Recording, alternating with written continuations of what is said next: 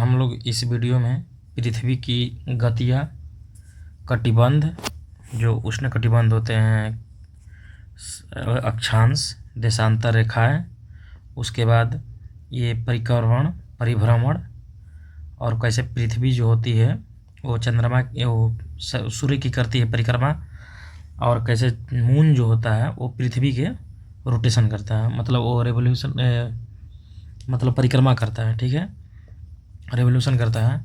उसके बाद में नॉर्थ पोल, साउथ पोल, ठीक है, और एक्स अक्ष किसको बोलते हैं, कक्ष किसको बोलते हैं, कितने एंगल झुकी होती है, इस वीडियो में हम लोग पढ़ेंगे। ठीक है, तो हम लोग आते हैं पहले कि ये कर्क रेखा विषुवत लाइन कहते किसको हैं। ठीक है, क्योंकि ये टॉपिक होगा पृथ्वी की गति, जिसमें परिक्रमण भी होगा और घूर्णन भी होगा। ठीक है, घूर्णन को ही परिभ्रमण भी कहते हैं। ठीक है, घूर्णन को परिभ्रमण कहते हैं, या इसका एक और नाम है दैनिक गति। दैनिक गति जो डेली हो, प्रतिदिन हो, जबकि परिक्रमण को बोल सकते हैं हम लोग वार्षिक गति, वार्षिक गति के नाम से। तो हम लोग पृथ्वी की गति पढ़ेंगे, गतियाँ पढ़ेंगे, और इसके बाद में हम लोग अक्षांश पढ़ेंगे। अक्षांश कौन होते हैं, देशांतर पढ़ेंगे। ठीक है, कर्क रेखा 0 डिग्री लाइन पढ़ेंगे, मकर रेखा पढ़ेंगे, आर्कटिक वृत्त, अंटार्कटिक वृत्त, पोल पढ़ेंगे। ठीक है, उसके बाद रोटेशन और रिवोल्यूशन पढ़ेंगे। ठीक है, ठीक है, तो इसमें आगे हम बढ़ते हैं। देखिए, ये जो होता है ये क्या हो गया, एक मेरा ये ग्लोब हो गया। ठीक है, ये मेरा एक ग्लोब हो गया, और ग्लोब को क्या है, ये नॉर्थ पोल है, उत्तरी ध्रुव बोलते हैं जिसको, ये एक दक्षिणी ध्रुव है। ठीक है, जो 90 डिग्री होता है दोनों। ठीक है, 90 डिग्री होता है, और ये है एक 0 डिग्री लाइन, इसको बोलते हैं हम लोग 0 डिग्री लाइन। ठीक है, इसको 0 डिग्री या भूमध्य रेखा, अंग्रेजी में इसको इक्वेटर भी बोलते हैं। ठीक है, भूमध्य रेखा या विषुवत रेखा भी बोलते हैं इसको, हिंदी में क्या बोलते हैं, विषुवत रेखा भी इसको बोलते हैं, या 0 डिग्री लाइन बोलते हैं।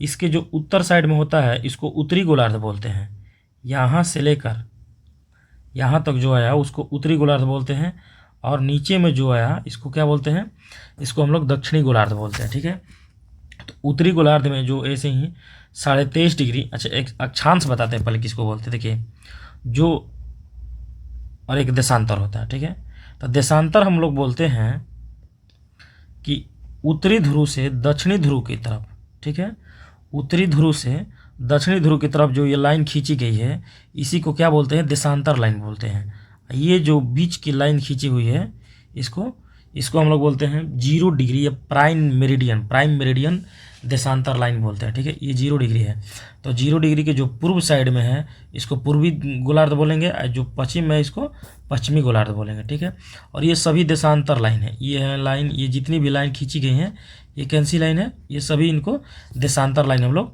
बोल सकते हैं। ठीक है, एक चीज़ देखिए, यहाँ पर होती है 0 डिग्री लाइन, यहाँ पर 0 डिग्री का जो वृत्त होता है विषुवत रेखा का, काल्पनिक रेखा का, वो वृत्त होता है। ठीक है, तो ये जो देशांतर रेखाएं जो होती हैं वो साउथ पोल से निकलती है और नॉर्थ पोल में, सभी एक ही जगह पे मिलती है।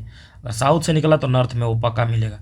अब ये इधर का लाइन हो या यहाँ का लाइन हो, सभी कहाँ मिलेंगे, अपने पोल पर मिलते हैं। ठीक है, अब इसमें देशांतर रेखाओं में हम पढ़ते हैं कि जैसे ही हम लोग देशांतर रेखा विषुवत की तरफ बढ़ती है, उनके बीच की दूरी क्या होती है, बढ़ती जाती है। जैसे यहाँ पर, जैसे जहाँ से निकल रही है, यहाँ से अगर निकल रही है तो इसके बीच की जो दूरी है वो विषुवत रेखा के पास की दूरी से क्या होती है, कम होती है। ये जो दूरी होती है ये बढ़ जाती है। तो कहा जाता है कि 2 देशांतर रेखाओं के बीच की दूरी पूछता है कि 2 देशांतर रेखाओं के बीच की दूरी कितनी होती है, तो उसका दूरी होता है 111.32 किलोमीटर। ठीक है, और एक क्वेश्चन ये भी पूछता है कि 2 देशांतर रेखाओं के बीच की दूरी को बोलते क्या है, हम लोग गोरे बोलते हैं। क्या बोलते हैं, गोरे। तो ये है देशांतर। देशांतर आप लोग ऐसे बनाकर देख सकते हैं, एक नॉर्थ पोल हो गया, एक साउथ पोल हो गया, तो जो एक 0 डिग्री आ गया, और एक इधर से आएगा, इधर जाएगा, इधर जाएगा, इधर जाएगा, ऐसे ये देशांतर रेखा है। ठीक है, तो दो देशांतर रेखाओं के बीच की दूरी हम लोग पढ़े कि 111.32 किलोमीटर है। ठीक है, दूसरा नंबर हम लोग क्या पढ़े हैं कि इनके बीच की दूरी को गोरे बोलते हैं, और ये जब विषुवत रेखा के पास में आती है देशांतर रेखाएं तो इनके बीच का दूरी जो होता है वो बढ़ता जाता है, जबकि ध्रुव के पास में इनके बीच की दूरी जो होता है कम होता है। ये एग्जाम में क्वेश्चन पूछ भी चुका है। ठीक है, तो कहाँ पर दो देशांतर रेखाओं के बीच की दूरी सबसे ज़्यादा होती है, तो ये होता है विषुवत के पास में। ठीक है, ये विषुवत के पास में किसी भी दो देशांतर रेखाओं के बीच की दूरी जो होती है 111.32 किलोमीटर होती है। ठीक है, और दूसरा नंबर बताना चाहते हैं कि ये जो लाइन होती है ये समानांतर नहीं होती है एक दूसरे की, जैसे अक्षांश लाइन बताएंगे अभी आपको, वो क्या होती है एक दूसरे की समानांतर होती है, जबकि ये लाइन क्या होती है एक दूसरे की समानांतर नहीं होती है। ठीक है, देशांतर रेखाओं से हम ज्ञात क्या कर सकते हैं, देशांतर रेखाओं से हम लोग स्थिति ज्ञात करते हैं। स्थिति का अर्थ ये हुआ कि कोई व्यक्ति कहाँ स्थित है, या कोई घर हो या कोई जगह हो कहाँ स्थित है, वो देशांतर से हम लोग ज्ञात कर सकते हैं। ठीक है, आगे बढ़ते हैं इसमें। तो ये है अक्षांश लाइन। अक्षांश लाइन बोला जाता है, इसको बोलते हैं 0 डिग्री, इसको बोलते हैं इक्वेटर, भूमध्य रेखा। ठीक है, या विषुवत रेखा। इसके ऊपर जो होता है उत्तरी गोलार्ध, बता चुके हैं कि जो ऊपर जाएगा उत्तरी गोलार्ध, जो नीचे जाएगा उसको दक्षिणी गोलार्ध बोलते हैं। और ये हो गया 23.5 डिग्री, और ये हो गया 23.5 डिग्री। तो उत्तर वाले को कर्क रेखा, दक्षिण वाले को मकर रेखा बोलते हैं। ठीक है, तो जो अक्षांश रेखाएं जो होती हैं किसको बोलते हैं, तो विषुवत रेखा के समानांतर खींची गई रेखाओं को क्या बोलते हैं, अक्षांश रेखाएं बोलते हैं। विषुवत रेखा के समानांतर खींची गई रेखाओं को क्या बोलते हैं, अक्षांश रेखा बोलते हैं। और दो अक्षांश रेखाओं के बीच की दूरी कितनी होती है, 111 किलोमीटर होती है। दो देशांतर रेखाओं के बीच की दूरी 111.32 किलोमीटर, जबकि दो अक्षांश रेखाओं के बीच की दूरी कितनी होती है, तो 111 किलोमीटर होती है। ठीक है, अब इसमें हम लोग पढ़ते हैं इनकी लंबाई बराबर नहीं होती है। अच्छा, एक चीज़ देशांतर में नहीं बताएं, इस जो ध्रुव से उत्तरी ध्रुव से निकल कर अगर दक्षिणी ध्रुव तक कोई देशांतर रेखाएं आई हैं तो सभी देशांतर रेखाओं की लंबाई जो होती है बराबर होती है।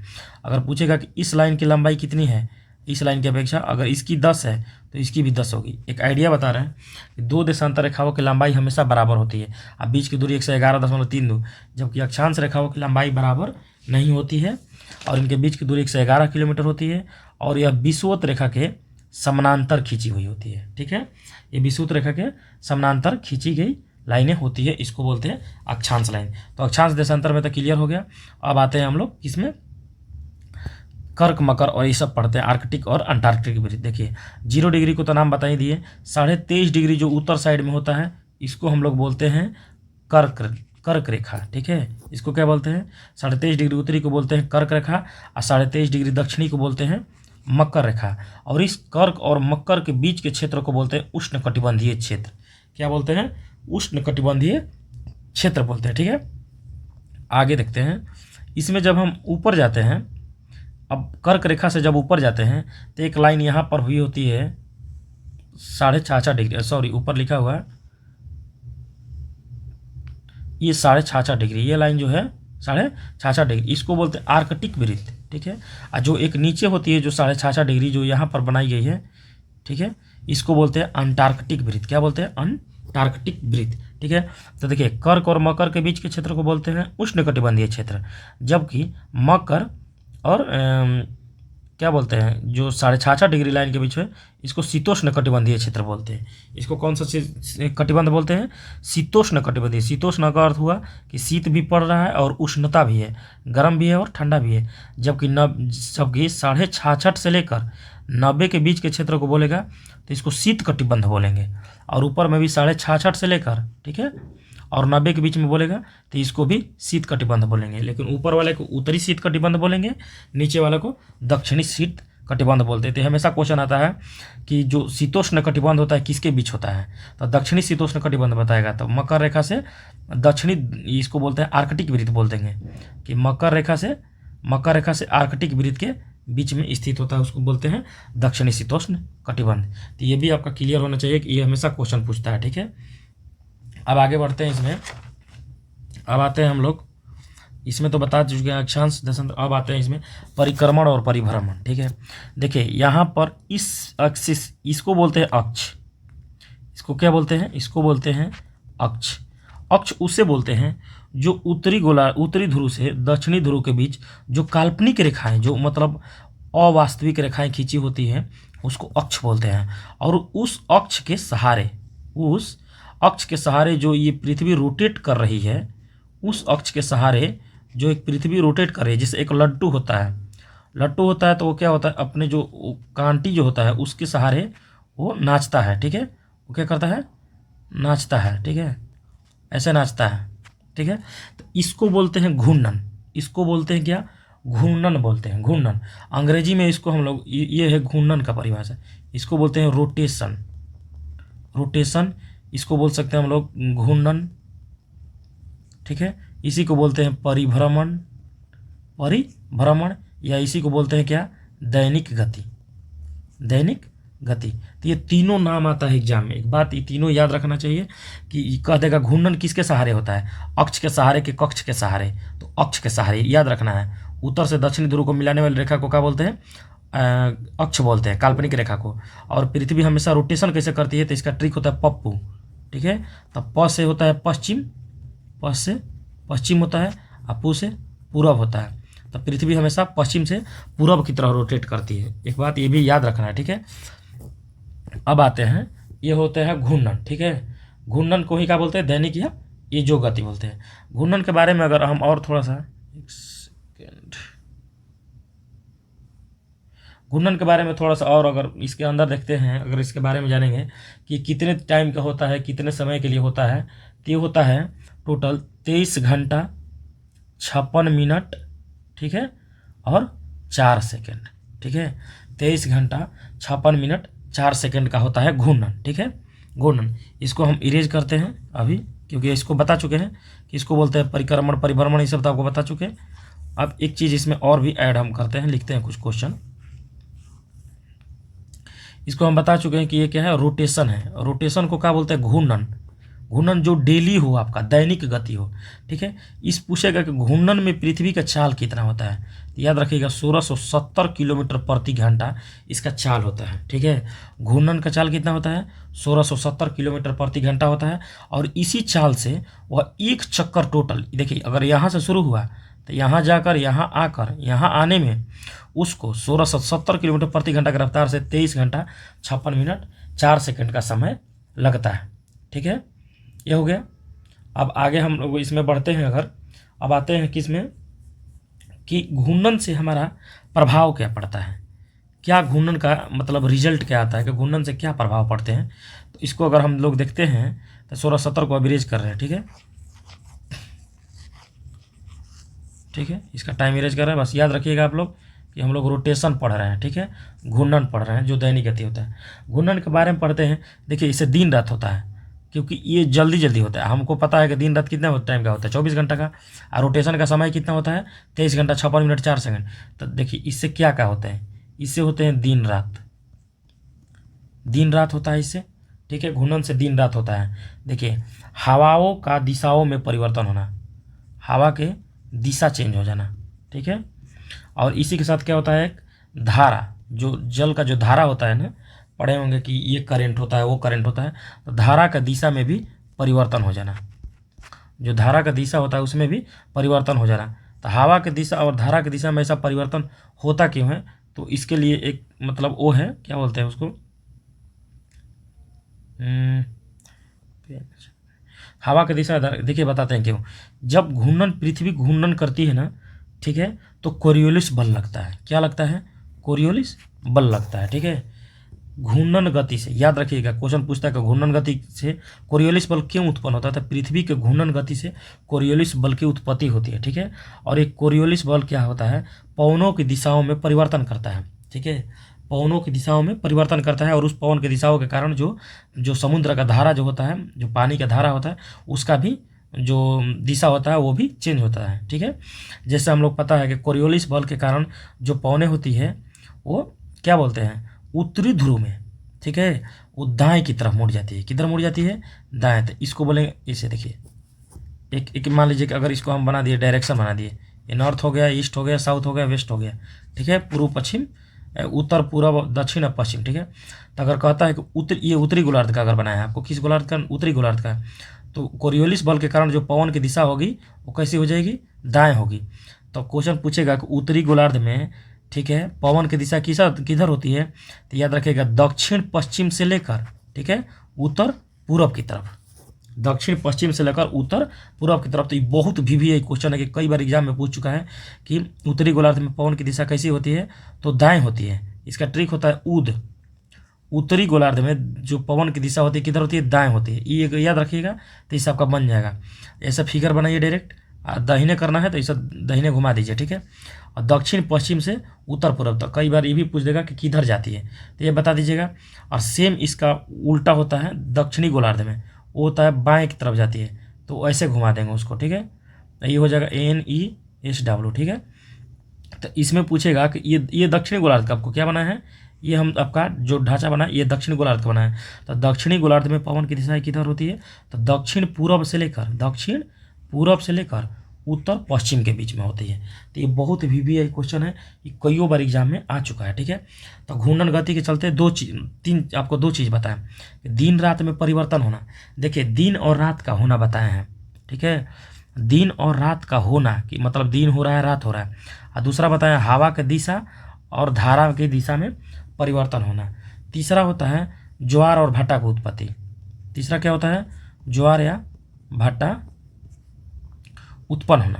क्या होता है, ज्वार और भट्टा का उत्पन्न होना, ठीक है। तो तीन ही होता है, ठीक है ना। दिन रात पढ़िएगा, हवा का दिशा है, धारा की दिशा में परिवर्तन और ज्वार भट्टा उत्पन्न होना, ठीक है। ये होता है आपका क्या बोलते हैं, घूर्णन बोलते हैं, ठीक है। अब पढ़ाते हैं, आपको बताते हैं कि परिक्रमण किसे कहते हैं। इरेज करते हैं इसको।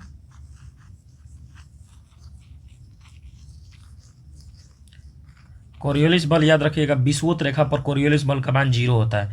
ये भी क्वेश्चन कई बार एग्जाम में पूछ चुका है कि विषुवत रेखा पर कोरियोलिस बल का मान कितना होता है, तो 0 होता है। पृथ्वी के घूर्णन के कारण, घूर्णन याद रखिएगा, परिक्रमण नहीं होना चाहिए। ये जो घूर्णन कर रहा है ना, इधर से जाकर इधर आ रहा है तुरंत, इसको बोलते हैं घूर्णन। इसको क्या बोलते हैं, घूर्णन। जबकि परिक्रमण क्या है, इधर से जो इधर आ रहा है ना, यह है परिक्रमण। देखिए जो खुद घूम रहा है इसको बोलेंगे घूर्णन, और जो दूसरे को घूम रहा है, ठीक है, इसको बोलेंगे परिक्रमण। जैसे हम लोग मंदिर का परिक्रमा करते हैं तो चारों तरफ घूमते हैं, तो इसको बोलेंगे परिक्रमण। तो अब हम लोग पढ़ते हैं परिक्रमण के संबंध में, ठीक है। किसके संबंध में, परिक्रमण के संबंध में। तो परिक्रमण का देखिए, ये जो हो रहा है ना, ये हो रहा है परिक्रमा। ये क्या हो रहा है, ये जो हो रहा है, ये हो रहा है परिक्रमा हो रहा है, ठीक है। तो परिक्रमण के बारे में सुनिए। इसको बोलते हैं अंग्रेजी में रिवोल्यूशन बोलते हैं। क्या बोलते हैं, रिवोल्यूशन बोलते हैं। परिक्रमण इसी को बोलते हैं वार्षिक गति। आपको ऊपर लिखवा चुके हैं, बार बार नहीं लिखवाएंगे। तो वार्षिक गति होता है। देखिए एक परिक्रमा करने में, जैसे यहाँ से पृथ्वी स्टार्ट हुआ, मानते हैं कि यहाँ से पृथ्वी स्टार्ट हुआ, तो उसको यहाँ से घूम कर यहाँ आने में, पूरे पृथ्वी को घूम कर आने में 365 दिन, ठीक है, 365 दिन, ठीक है, 5 घंटा, ठीक है, 48 मिनट, ठीक है, 46 सेकंड लगता है। एकदम करेक्ट रखिएगा, क्योंकि एग्जाम में कुछ भी आ सकता है। आज के टाइम में थोड़ा सा लेवल बढ़ गया। 365 दिन, 5 घंटा 48 मिनट 46 सेकंड का समय लगता है, ठीक है। अब देखिए 5 घंटा 48 मिनट 46 सेकंड को ही क्या करता है, 365 दिन, ठीक है, और उसको कर देता है 6 घंटा। यही 6 घंटा एक्सटेंड होकर 4 साल बाद जो होता है 24 घंटा बनता है। और 24 घंटा का जो होता है एक दिन जुट जाता है, और यहीं बाद में जाकर लीप ईयर में 366 डेज का काम करता है, ठीक है। कितने दिन का काम करता है, 366 डेज का, ठीक है। तो ये हो गया आपका परिक्रमण। क्या हो गया, परिक्रमण। अब इसमें जब हम आते हैं, परिक्रमण में जब आते हैं, तो परिक्रमण में एक चीज़ देखते हैं कि परिक्रमण का रिजल्ट क्या है, मतलब इस क्या होता है। पहले ये तो इसको इरेज करते हैं। परिक्रमण से उत्पन्न क्या होता है, क्या परिवर्तन आया परिक्रमण से, ठीक है। तो अब ये देखते हैं परिक्रमण। जो ये पृथ्वी जो परिक्रमण कर रही है, देखिए ये आपको चाल बताया है कि 1670 से घूर्णन करता है। 1670 किलोमीटर पर आवर लिखे थे, ठीक है। इससे क्या करता है, वो घूर्णन करता है, ठीक है। लेकिन अगर पूछेगा कि परिक्रमण कितने चाल से करता है, तो याद रखिएगा 107000, एकदम इसी तरह रट जाइएगा, किलोमीटर प्रति घंटा। हो सके आपसे एग्जामिनर जो किलोमीटर प्रति सेकंड भी पूछ ले, लेकिन आपको याद रखना है किलोमीटर प्रति घंटा ज्ञात करना, ठीक है। तो जो हमारा पृथ्वी परिक्रमा करती है सूर्य की, वो याद रखिएगा कितने चाल से करती है, तो 107000 किलोमीटर प्रति घंटा। इसको हम लोग बोलेंगे 1,07,000 किलोमीटर प्रति घंटा की रफ्तार से जो होती है पृथ्वी परिक्रमा करती है। लेकिन एक चीज़ क्वेश्चन इसमें और पूछता है, अगर जो सूर्य भी तो परिक्रमा कर रहा है, सूर्य भी तो घूम रहा है, सूर्य का भी अपना चाल है। लेकिन अगर क्वेश्चन पूछ दे कि सूर्य के चाल को नगण्य माना जाए, इसके चाल को क्या माना जाए, इसके चाल को 0 मान लिया जाए, तब ये पृथ्वी एक चक्कर कितने समय में लगाएगी, तो उसको करें तो वो लगा देगी 24 घंटा में। याद रखिए, ये बहुत VVI क्वेश्चन है। जब सूर्य के रफ्तार को या सूर्य के जो परिक्रमा हो रहा है, गति हो रहा है, उसको 0 माने तो पृथ्वी कितने समय में परिक्रमा कर लेती है, 24 घंटा में। इसको सौर दिवस बोलते हैं। इसको क्या बोलते हैं, सौर दिवस बोलते हैं। लेकिन अगर यही क्वेश्चन आपका जो अभी हम तुरंत बताएं कि 365 दिन 5 घंटा 48 मिनट और जो 46 सेकंड बताए हैं, इसको हम लोग बोलते हैं सौर वर्ष। क्या बोलते हैं, सौर वर्ष। तो देखिए यहीं पर कन्फ्यूज नहीं होना है। सौर दिवस बोलते हैं 24 घंटा को, और सौर वर्ष बोलते हैं 365 दिन 5 घंटा 48 मिनट 46 सेकंड को। तो इस चीज़ का जो मतलब है वो कहीं कन्फ्यूज का ऐसा नहीं होना चाहिए, ठीक है। अब आते हैं परिक्रमण का रिजल्ट क्या है, परिक्रमण से क्या परिवर्तनें आती हैं, ठीक है, उसका पढ़ते हैं। इसका चाल याद रखिएगा, परिक्रमण का परिभ्रमण का दोनों पूछता है, ठीक है। और अधिकतर परिक्रमण का किलोमीटर प्रति सेकंड में पूछता है। तो ये बात याद रखिएगा, अगर ये आपको याद रहेगा तो आप चेंज कर लीजिएगा, ठीक है। परिक्रमण से परिवर्तन क्या आता है, परिक्रमण के बारे में पढ़ते हैं। परिक्रमण से देखिए, परिक्रमण से हम लोग क्या होता है ना कि कर्क और मकर रेखा का दिशा का ज्ञात होता है। देखिए यहाँ पर कर्क रेखा दिख रहा है, यहाँ पर कर्क रेखा दिख रहा है, देखिए यहाँ मकर रेखा छुपा हुआ है। लेकिन यहाँ पर आया तो ये मकर दिखने लगा, कर्क छुप गया। यहाँ पर मकर दिख रहा है, कर्क छुप गया। फिर यहाँ पर पूरी तरह से कर्क दिखने लगा, मकर छुप गया। तो इस कह सकते हैं कि परिक्रमण से जो होता है कर्क और मकर रेखा की ज्ञात होता है। कर्क या मकर रेखा का जो होता है वो ज्ञात होता है परिक्रमण से, ठीक है, निर्धारण हो पाता है, ठीक है। ऋतु परिवर्तन, परिक्रमण से ही ऋतु परिवर्तन। देखिए यहाँ पर मौसम है, यहाँ पर कैसा मौसम, यहाँ पर कैसा मौसम, यहाँ पर कैसा मौसम। तो ये टोटल कितने दिन का हो गया, साल भर का हो गया, ठीक है। ये कितने दिन का होगा, साल भर का। और 3-3 महीना का शिफ्ट पर चलता है, 3-3 महीना का लेकर चलता है। तो साल भर में जो 4 ऋतुएँ आ जाती हैं, तो उसके हिसाब से आप मतलब जान सकते हैं कि इससे क्या होता है, ऋतु परिवर्तन होता है। और एक क्वेश्चन कई बार आया है कि ऋतु परिवर्तन में, ठीक है, ऋतु के परिवर्तन में मुख्य कारण क्या क्या है। देखिए यहाँ पर लिखते हैं ऋतु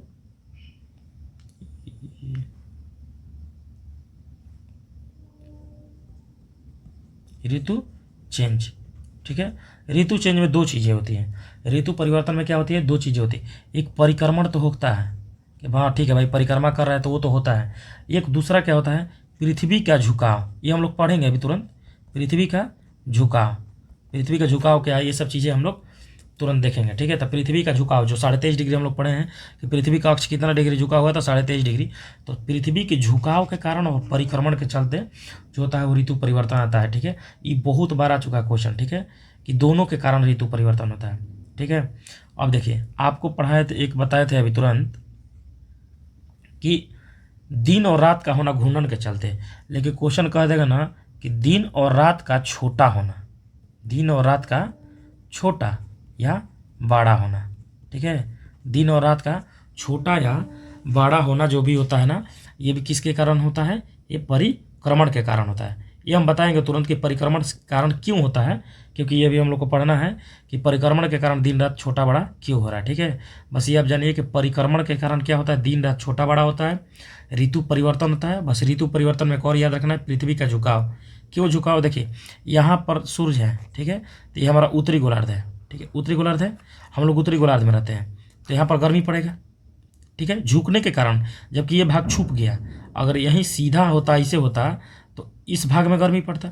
लेकिन जो कर्क रेखा से ऊपर वाला भाग में जो उत्तरी गोलार्ध में गर्मी पड़ रहा है, यहाँ पर देखिए कर्क रेखा उत्तरी वाला भाग छुप गया, दक्षिणी वाला भाग में गर्मी पड़ रहा है, यहाँ पर भी दक्षिणी वाला भाग और हल्का सा उत्तरी भाग में पड़ रहा है। तो इसी कारण होता है ना कि पृथ्वी का झुकाव के कारण भी ऋतु परिवर्तन होता है, ठीक है। दिन और रात का छोटा, देखिए दिन और रात का होना घूर्णन के कारण, लेकिन दिन और रात का छोटा बना होना परिक्रमण के कारण होता है, ठीक है। आगे बढ़ते हैं, अब आते हैं हम लोग इसको पढ़ते हैं। देखिए पहले अक्ष और अक्ष समझ लेते हैं कि किसको कहते हैं, और उसके बाद में वो देखेंगे, आगे वाला देखेंगे, ठीक है। देखिए इसको बोलते हैं उत्तरी ध्रुव, इसको बोलते हैं दक्षिणी ध्रुव, ठीक है, उत्तरी ध्रुव और दक्षिणी ध्रुव, ठीक है। ये हमारा हो गया क्या, नॉर्थ पोल ये हो गया साउथ पोल, ठीक है, ये हो गया नॉर्थ पोल, ये हो गया साउथ पोल। इसको देखना तो समझिएगा, ये मैग्नेटिक चीज़ है, ठीक ना, मानते हैं ये नॉर्थ हो गया, ये साउथ हो गया। तो इसको बोलते हैं कक्ष, इसको क्या बोलते हैं, कक्ष। इसको बोलेंगे कक्ष तल पर लंबवत, कक्ष तल पर क्या बोलेंगे, लंबवत बोलेंगे, ठीक है, कक्ष तल पर लंबवत। तो कहेगा पृथ्वी कितना झुका हुआ है, तो मानेंगे 23.5 डिग्री, कि हमारा पृथ्वी कितने अक्ष पर झुका है, तो 23.5 डिग्री। लेकिन कहेगा ना कि हमारा पृथ्वी का अक्ष जो है वो कितने कक्ष से एंगल बनाता है, तो मारेंगे 66.5 डिग्री। याद रखिएगा, पृथ्वी का अक्ष, ठीक है, कक्ष से कितना एंगल बनाता है, तो 66.5 डिग्री। अब पृथ्वी का अक्ष कितना झुका हुआ है, तो 23.5 डिग्री। तो इस बात को आप याद रखिएगा, ठीक है।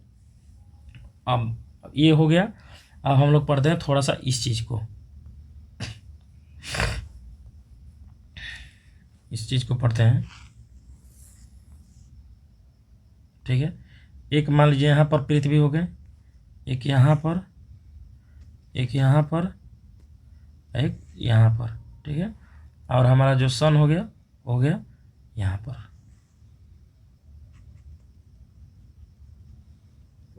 ठीक है। यहाँ से एक लाइन होती है, ठीक है, इसको बोलते हैं एपिसाइड लाइन। क्या बोलते हैं, एपिसाइड लाइन। ये क्वेश्चन पूछा है, ठीक है, क्या बोलते हैं, एपिसाइड लाइन, ठीक है। अब देखिए, ये स्थिति है 21 मार्च की, ठीक है, ये स्थिति है 21 या 22 जून जो होता है, ठीक है। ये आपका है 23 सितंबर का है, कितना है, 23 सितंबर का है, ठीक है। और ये आपका है 22 दिसंबर का। ये पृथ्वी ही है, ठीक है। देखिए मार्च से ये पृथ्वी ही है जो घूम रहा है, ठीक है। कहाँ क्या हो रहा है, पृथ्वी घूम रहा है। अच्छा ये देखिए, ये उत्तरी हमारा तो पता है थोड़ा सा क्या है, झुका हुआ है, ठीक है, ठीक है, ये क्या हमारा झुका हुआ, ठीक है ना।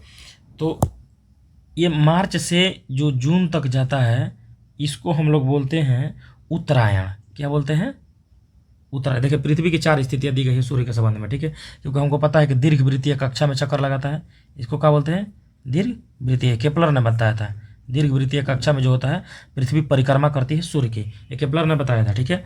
तो हमारा क्या है, ये प्रथम नियम है केपलर का, याद रखिएगा, केपलर का 3 नियम था, ये प्रथम नियम है। तो ये जो हो गया, पृथ्वी की 4 स्थितियाँ दी गई सूर्य के संबंध में, ठीक है। तो एक मार्च पर दे दी गई, एक जून पर, एक 23 सितंबर में, एक दिसंबर पर, 3 महीना का गैप पर दिया गया। तो मार्च से जो जून दिया गया उसको बोला गया उत्तरायण। क्या हो गया, उत्तरायण। उत्तरायण में क्या होता है ना कि सूर्य जो होता है उत्तर की तरफ खिसकता है। हम आपको बताए हैं कि सूर्य जो है कर्क रेखा पर की तरफ उत्तरायण होता है, खिसकता है, ठीक है, क्लियर। तो ये मार्च से जून की तरफ खिसकता है, इसलिए जून में जो होता है उत्तरी गोलार्ध में, जो हमारा भारत किस गोलार्ध में, उत्तरी गोलार्ध में क्या होता है, गर्मी पड़ता है, ठीक है। और जब जून के बाद क्या होता है, सितंबर में फिर इधर आता है, ठीक है। अब देखिए जून से भी 3 महीना का कितना गैप लेकर आ रहा है, 3 महीना का गैप लेकर आ रहा है, ठीक है। अब सितंबर से दिसंबर को बोलते हैं दक्षिणायन। क्या बोलते हैं, दक्षिणायन, ठीक है। और इधर शीत पड़ना शुरू होता है, ठीक है, क्या होता है, शीत पड़ना शुरू होता है। अब देखिए ये होता है कर्क रेखा पर 21 जून को, क्या होता है, 21 जून को। ये जो होता है दक्षिणी गोलार्ध में जो मकर रेखा पर 22 दिसंबर को। इसका अर्थ क्या हुआ कि यहाँ पर सूर्य आए हैं 21 जून को और यहाँ पर सूर्य आए हैं 22 दिसंबर को, ठीक है।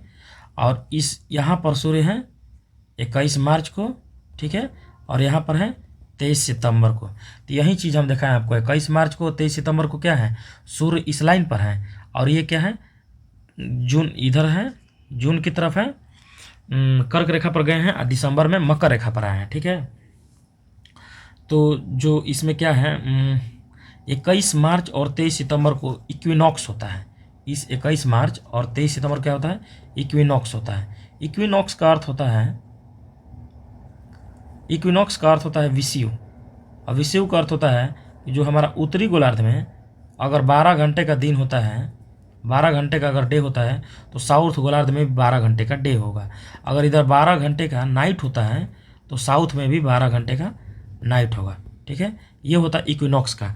तो क्वेश्चन पूछता है कि 2 विषुव होते हैं, तो जब सूर्य जो होता है विषुवत रेखा पर लंबवत कब पड़ता है, तो साल में 2 बार पड़ता है। एक 21 मार्च को पढ़ते हैं, एक 23 सितंबर को। तो 21 मार्च को पढ़ते हैं तो दोनों गोलार्ध में दिन रात बराबर होता है, और 23 सितंबर को भी पढ़ते हैं तो दोनों गोलार्ध में दिन और रात बराबर होते हैं। ठीक है, तो अब ये चीज़ हो गया, ये हो गया कि दिन रात बराबर होना। ठीक है, अब पढ़ते हैं कि जब कर्क रेखा पर सूर्य गए हैं, तो जब यहाँ पर सूर्य गए हैं तो उनको उसको क्या बोलेंगे, तो उसको बोलेंगे 21 जून। इसका अर्थ क्या हुआ कि देखिए, इसका अर्थ हुआ ये हो गया उत्तरी गोलार्ध, तो मानते हैं उत्तरी गोलार्ध हो गया। ठीक है, यहाँ पर अब सूर्य आपके आ गए हैं। ठीक है, तो इस उत्तरी गोलार्ध में जब सूर्य यहाँ पर आए हैं तो इधर तो लाइट हमेशा रहेगा, तो दिन क्या हो जाएगा, बड़ा हो जाएगा। दिन क्या हो जाएगा, बड़ा। तो रात तो हमेशा छोटा होगा यहाँ पर। ठीक है, और जब दिन इधर बड़ा होगा तो दक्षिणी गोलार्ध में क्या होगा, जब दिन इधर बड़ा होगा तो दक्षिणी गोलार्ध में आपका, तो दक्षिणी गोलार्ध में दिन जो होने लगेगा वो छोटा होने लगेगा। देखिए 22 दिसंबर को दिन बड़ा होता है, लेकिन कहेगा कि दिन छोटा कब होता है, तो 21 जून को, क्योंकि पता है हमको कि 21 जून को जो होता है कर्क रेखा पर जो सूर्य हैं उत्तरी गोलार्ध में है, तो उत्तरी गोलार्ध में रहेंगे तो उत्तरी गोलार्ध में ज़्यादा लाइट रहेगा तो दिन करेंगे। तो जिस दिन इधर दिन बड़ा होगा तो उसको उल्टा दक्षिणी गोलार्ध में दिन छोटा होगा, और जिस दिन इधर रात छोटा होगा उस दिन इधर रात क्या होगा, बड़ा होगा। एक चीज़ कब होगा, जब सूर्य 21 जून पर है। सेम चीज़ बताते हैं आपको, सूर्य अगर मकर रेखा पर, ठीक है, 22 दिसंबर को हो तो क्या होगा, दक्षिणी गोलार्ध में दिन जो होगा वो बड़ा होगा। तो 22 दिसंबर को, ठीक है, उत्तरी गोलार्ध में सेम 22 दिसंबर को बता रहे हैं, दिन क्या होगा, छोटा होगा। ठीक है, इधर क्या होगा, रात छोटा होगा, तो इधर रात बड़ा होगा। तो आपसे कुछ भी क्वेश्चन पूछ सकता है, अगर आपका रिवीजन नहीं रहेगा ये नहीं बनेगा कभी भी। तो क्वेश्चन पूछ देगा, जैसे पूछता है कि नॉर्मल पूछता है कि दक्षिणी गोलार्ध में दिन बड़ा कब होता है, तो आदमी 22 दिसंबर मार देता है। और उत्तरी गोलार्ध में दिन बड़ा कब होता है, 21 जून को। तो उत्तरी गोलार्ध में रात छोटा कब होता है, 21 जून को, और दक्षिणी गोलार्ध में रात छोटा कब होता है, तो 22 दिसंबर को। लेकिन यही क्वेश्चन पूछ दे कि दक्षिणी गोलार्ध में रात बड़ा कब होता है, या यहाँ दिन बड़ा है ना तो दिन छोटा कब होता है, तो इससे हम ज्ञात कर सकते हैं। ठीक है, तो इस चीज़ का हो गया। अब एक चीज़ और देखेंगे हम इसमें, जब सूर्य उत्तरायण होता है ना, तो जब सूर्य उत्तर के साइड में चला गया, एक मतलब क्या हुआ, सूर्य कहाँ चला गया, कर्क रेखा के आसपास चला गया। ठीक है, तो उत्तरी ध्रुव के आसपास तो हमेशा लाइट रहेगा। ठीक है, तो 6 माह का डे हो जाता है, 6 माह का दिन हो जाता है। तो कहेगा जब सूर्य उत्तरायण होता है, ठीक है, तो क्या होता है, उत्तरी गोलार्ध में 6 महीना का दिन होता है। तो जब इधर दिन होगा तो दक्षिणी गोलार्ध में क्या हो जाएगा, जब सूर्य उत्तरी गोलार्ध में जा रहा है तो 6 महीना का डे हो रहा है उत्तरी गोलार्ध पर, तो दक्षिणी गोलार्ध पर 6 महीना का रात हो जाएगा।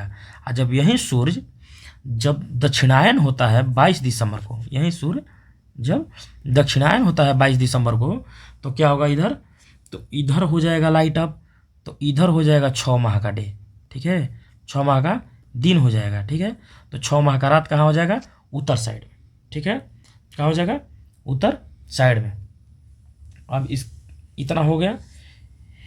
इसमें और कोई अगर छूटा होगा ध्यान दे ले कि कुछ छूटा तो नहीं है, क्योंकि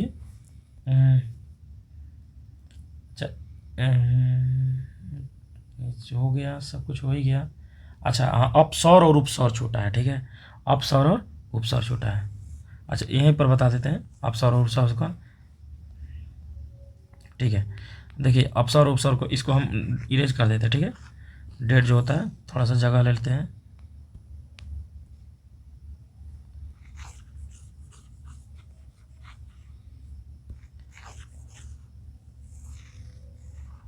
देखिए हमारा ये जो पृथ्वी है ये सूर्य से सबसे लंबा दूरी पर है, इसको एप्साइड लाइन बोलते हैं। ठीक है ना, तो जो सबसे लंबा दूरी पर है तो इसकी दूरी जो होती है यहाँ से लेकर यहाँ तक वो 15.21 करोड़ किलोमीटर। और यहाँ पर जो पृथ्वी है, ठीक है, वो सूर्य से नज़दीक दूरी पर है, तो इसको बोलेंगे 14.70 करोड़ किलोमीटर। ठीक है, क्लियर। अच्छा ये बताइए, ये तो बड़ा हो गया, ये छोटा हो गया, लेकिन जब दोनों का एवरेज निकालते हैं तो 14.97 करोड़ किलोमीटर आता है। ठीक है, इतना हो गया क्लियर।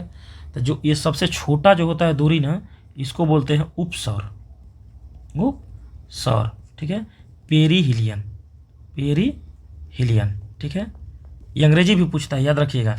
और जो 15.21 करोड़ जो ज़्यादा दूर है उसको क्या बोलते हैं, एपीहिलियन, ठीक है, एपीहिलियन। देखिए पेरी माने पास, याद रखिएगा। पेरीहिलियन किसको बोलते हैं, जो पास है, नज़दीक है, ठीक है।